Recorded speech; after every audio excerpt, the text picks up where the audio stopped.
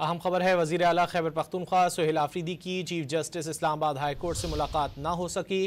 وزیر اعلیٰ سہیل آفریدی علیمہ خان اور وکلاء چیف جسٹس کے سیکریٹری کے آفس سے روانہ ہو گئے ہیں۔ وزیر اعلیٰ خیبر پختونخوا سہیل آفریدی کی چیف جسٹس اسلام آباد ہائی کورٹ سے ملاقات نہ ہو سکی۔ تفصیلات جانیں گے ڈان نیوز کے نمائندے طاہر نصیر سے۔ طاہر، بتائیے کیا تفصیلات ہیں؟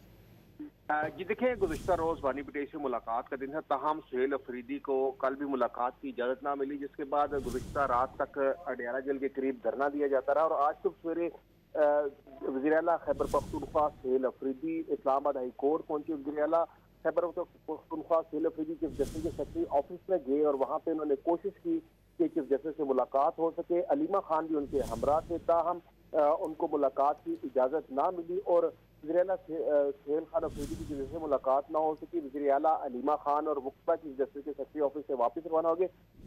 دوران گفتگو وزیر اعلیٰ سہیل آفریدی نے کہا کہ ہماری سنوائی نہیں ہوئی، ہمیں چیف جسٹس کی طرف سے پیغام ملا کہ آپ سے نہیں مل سکتا، تاہم وزیر اعلیٰ خیبر پختونخوا چیف جسٹس اسلام آباد ہائی کورٹ سے بغیر ملاقات کے واپس روانہ ہو گئے ہیں۔ جی طاہر، بہت شکریہ ان تفصیلات کے لیے۔